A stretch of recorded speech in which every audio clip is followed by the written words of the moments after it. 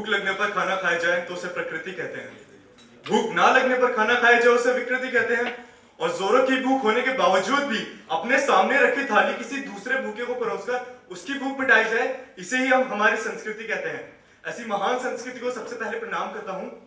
आदरणीय सदन, सम्माननीय निर्णायक एवं यहाँ उपस्थित सभी भाइयों और बहनों, मैं विक्रांत शुक्ला आप सभी के समक्ष देशभक्ति को एक प्रेरणा स्रोत समझ के इसके विषय में अपने विचार प्रस्तुत करने जा रहा हूं। महोदय, आज हम 21वीं सदी में हैं, जहां भूमंडलीकरण और सूचना क्रांति के इस दौर ने हमारी जिंदगी को ही पूरी तरीके से परिवर्तित कर दिया है। ये वो सदी है जहां स्वाहित एवं स्वार्थ में उलझे लोग मुझे नजर आते हैं। ये वो सदी है जहां नीति, नियत और नैतिकता जैसे मूल्य कौड़ियों के भाव में बेचते और खरीदते लोग मुझे नजर आते हैं। ये वो सदी है जहां सत्य, अहिंसा, सादगी, सदाचार, समरसता एवं स्नेह जैसे विचारों की धज्जियां उड़ाते लोग मुझे नजर आते हैं। जहां एक घर में दो सगे भाई भी अमन, चैन और शांति से बड़ी मुश्किल से रहते नजर आते हो। जिस देश के युवा व्हाट्सएप और फेसबुक जैसी सोशल नेटवर्किंग साइट्स पर चैटिंग, डेटिंग और सेटिंग के मायाजाल में बुरी तरह फंसे नजर आते हो। ऐसी विपरीत परिस्थितियों में हम सभी लोग देशभक्ति के सही मायने और इसकी महत्वपूर्णता को समझ नहीं पा रहे हैं। महोदय, मुझे हमेशा से ही इस बात का गर्व रहा है कि हम उस देश में रहते हैं जिस देश में हर दिल में राधा कृष्ण के प्यार की मिसाल धड़कती है। हम उस देश में रहते हैं जिस देश में तक्षशिला एवं नालंदा जैसे विश्वविद्यालयों ने समुच्च विश्व को शिक्षित करने का कार्य किया। हम उस देश में रहते हैं जिस देश के सम्माननीय प्रधानमंत्री जी भारतीय संसद में अपना धर्म भारतीय और भारतीय संविधान को अपना धर्म ग्रंथ बताते हैं। हम उस देश में रहते हैं जिस देश को आज भी हम बड़े गर्व से भारत न कहकर भारत माता कहकर संबोधित करते हैं। हम उस देश में रहते हैं जिस देश में गंगा, यमुना, गोदावरी जैसी पावन नदियों के भाव ने हमारे देश की धरती को और भी पावन किया है। और स्वामी विवेकानंद जी कहते हैं कि इन्हीं छोटी छोटी बातों से हमारे चरित्र का निर्माण होता है, और ये चरित्र निर्माण ही राष्ट्र निर्माण की सबसे पहली और सबसे जरूरी मिसाल है। जब बात देशभक्ति की हो तो देशभक्ति का मतलब केवल सेना में भर्ती हो जाना मात्र नहीं होता।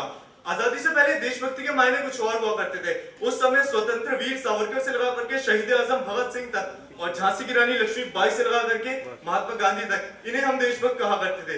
लेकिन आज आजादी के बाद देशभक्ति के मायने पूरी तरीके से बदल चुके हैं। आज एक सच्चा देशभक्त मैं उसे कहूंगा जो अपना कार्य पूरी ईमानदारी, पूरी निष्ठा और पूरी लगन के साथ करता हो। अगर कोई शिक्षक अपने छात्रों को पूरी ईमानदारी के साथ पढ़ाता हो तो वो सच्ची देशभक्ति हुई। अगर कोई पत्रकार अपना पत्रकारिता का कार्य पूरी ईमानदारी के साथ करता हो तो वो सच्ची देशभक्ति हुई। अगर कोई नेता, कोई विधायक, सांसद अपने क्षेत्र का विकास पूरी ईमानदारी के साथ करता हो तो वो सच्ची देशभक्ति हुई। और इतना ही नहीं, अगर हम सभी लोग अपने टैक्स का भुगतान सही समय पे ईमानदारी के साथ करते हैं तो वो भी एक प्रकार की देशभक्ति ही हुई। दोस्तों, हम अपने देश के लिए क्या कर सकते हैं? मैं ऐसा बन जाऊंगा तो मैं ये करूंगा, मैं बड़ा हो जाऊंगा तो मैं ऐसा करूंगा। इन सभी बातों से आगे बढ़ के हम आज इस वक्त इस क्षण से क्या शुरू कर सकते हैं, हमें इस बारे में सोचना होगा। दोस्तों, क्यों ना हम अपने रविवार की छुट्टी को किसी राष्ट्र निर्माण के कार्य में समर्पित करें? क्यों ना हम global foundation for human excellence जैसे किसी संगठन के साथ जुड़ के राष्ट्र निर्माण के किसी कार्य में अपना सहयोग दें? क्यों ना हम अपने जन्मदिन के दिन पार्टी देते हुए किसी होटल में जाने की बजाय किसी वृद्धाश्रम में जाके उनके साथ समय व्यतीत करें, उनके साथ अपना जन्मदिन मनाएं? क्यों ना हम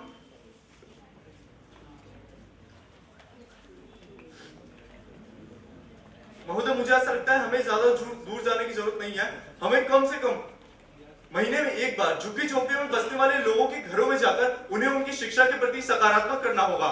हमें जो शादी समारोह समागम में खाना बनने के बाद जो बर्बाद होता है, हमें उस खाने को बचाने की कोशिश करनी होगी और उन्हें जरूरतमंद लोगों के पास पहुंचाने की कोशिश करनी होगी।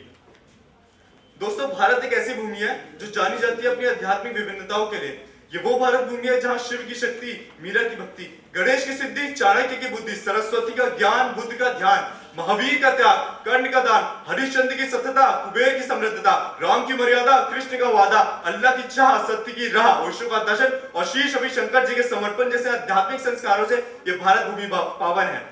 दोस्तों, आज इस मंच के माध्यम से मैं यहाँ उपस्थित सभी लोगों से आह्वान करना चाहता हूँ, यह अनुरोध करना चाहता हूँ कि हम सभी लोग हमारा वर्षों पुराना राष्ट्र निर्माण का सपना पूरा करने का दायित्व हम सभी लोग अपने कंधों पर लेंगे।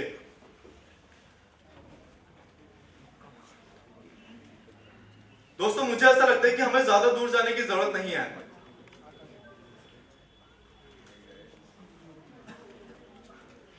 क्यों ना हम अनुसंधान के क्षेत्र में जाकर अपनी ही खोजों का विकास करें। हमें इन सारी बातों को अपनी आंखों के सामने रखना होगा, क्योंकि वो हम ही हैं जो इस देश का विकास कर सकते हैं। और हमें इस देश का विकास करना होगा पूरी लगन के साथ, पूरी ईमानदारी के साथ और पूरी निष्ठा के साथ। अंत में परमात्मा को प्रणाम करते हुए और अपने शब्दों को विराम देते हुए मैं बस यही कहना चाहूंगा कि सुर मेरी साधना का शेष रहना चाहिए, सुर मेरी साधना का शेष रहना चाहिए। मैं रहूं या ना रहूं, मेरा भारत देश जिंदाबाद रहना चाहिए। धन्यवाद। जय हिंद, जय Bharat. The next speaker will be Priyanka Kumar. You could bring come here.